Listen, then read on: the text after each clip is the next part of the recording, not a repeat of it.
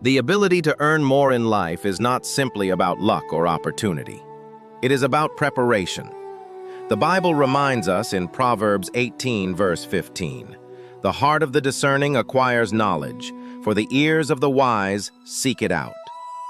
True growth does not happen by accident. It happens when we intentionally seek wisdom and understanding. Every skill you develop is like a seed you plant for the future. Ecclesiastes chapter 7 verse 12 tells us, "Wisdom is a shelter as money is a shelter, but the advantage of knowledge is this: wisdom preserves those who have it." Money can protect you for a season, but wisdom and knowledge preserve you for a lifetime. This is why the Apostle Paul also wrote in 2 Timothy chapter 2 verse 15, "Do your best to present yourself to God as one approved, a worker who does not need to be ashamed, and who correctly handles the word of truth." Learning is not just about advancing in your career or increasing income.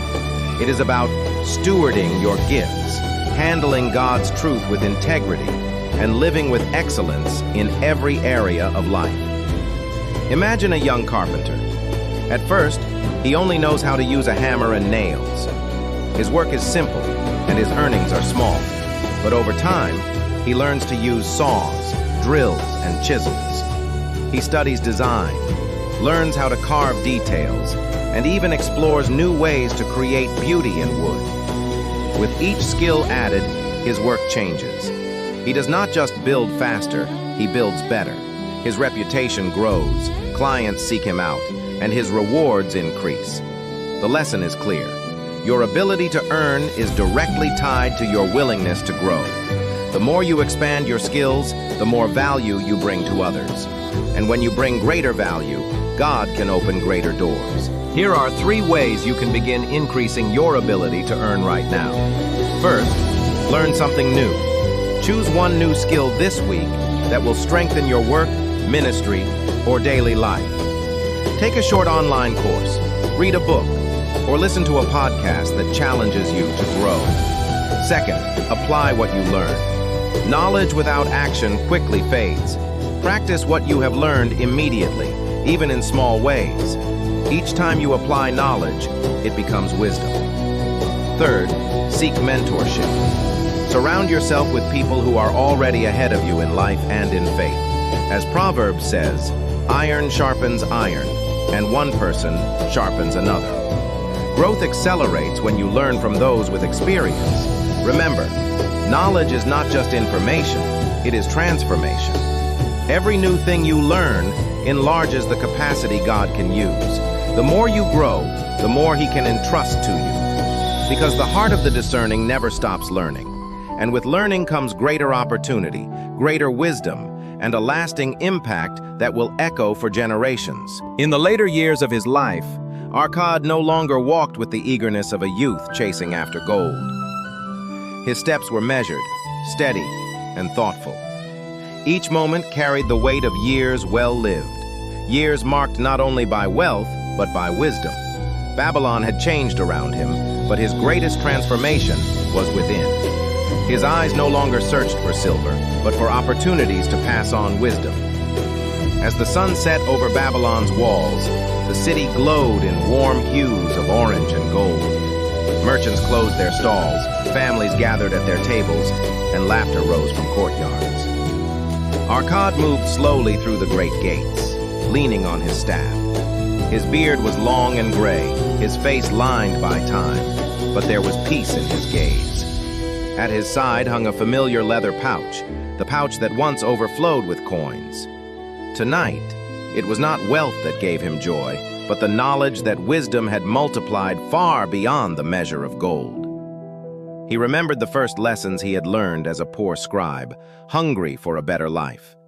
The mistakes that taught him discipline, the years of saving when others mocked him, the patience of investing when others rushed ahead, the diligence of protecting what he earned, and above all, the prudence that wove these choices together like a golden thread. It was prudence that kept him from foolish spending, prudence that urged him to learn more, prudence that guided him to share what he had discovered. Without it, wealth would have slipped through his fingers like sand. Proverbs 21:20 speaks clearly. The wise store up choice food and olive oil, but fools gulp theirs down. The fool lives only for the moment, consuming all with no thought of tomorrow. The wise store, prepare, and guard what they have been given. The fool sees only today's hunger. The wise sees tomorrow's need. Arkad smiled as he thought of his apprentices. Once they were young men and women eager for instruction, sitting cross-legged at his feet, tablets in hand. Now they walked as leaders, merchants, and teachers. Some built homes, others ran businesses, others taught in academies. Each carried not only wealth, but wisdom. And that, Arkad knew, was his greatest treasure. His riches did not end in his vault. They lived on in the lives he had touched. He recalled evenings in his courtyard, lanterns glowing softly, when apprentices pressed close to hear his counsel. He remembered the spark in their eyes when they realized wealth was not magic, nor luck, nor chance, but the fruit of wisdom, discipline, and prudence. That spark had spread like fire across Babylon. The city itself seemed brighter now, not only with wealth, but with foresight. Prudence, Arkad thought, was like a golden thread woven through the tapestry of life. Diligence gathered the fabric, saving stitched the pieces, investing gave it strength. But prudence tied them all together. Without it, the fabric unraveled. With it, the cloth endured for generations. It was prudence that turned gold into legacy, prudence that turned lessons into lasting fruit, prudence that guarded the future when eyes could not yet see. As he looked upon Babylon's towers, glowing in the twilight, Arkad felt peace. He had lived long enough to see the fruit of wisdom take root. Families who once struggled now lived in abundance. Young men and women spoke with discernment. His apprentices walked with confidence. And in the laughter of children, in the strength of households, in the prosperity of the city, he saw the evidence of prudence. The words of Scripture echoed in his heart once more. The wise store up choice food and olive oil. Yes, he thought, it is wisdom that preserves, wisdom that multiplies, wisdom that carries blessing beyond one lifetime. To live with prudence is to live with foresight. To live with prudence is to build for generations yet unborn. And so Arkad's story closes, not in the vaults of treasure, but in the wisdom that treasure can never buy. His wealth was not in coins, but in counsel, not in possessions, but in preparation, not in riches held, but in prudence shared. The golden thread had been woven into the fabric of Babylon, and it would endure long after he was gone. The richest man is not the one who holds the most gold, but the one who lives with prudence, prepares with wisdom, and leaves behind a legacy that time itself cannot erase.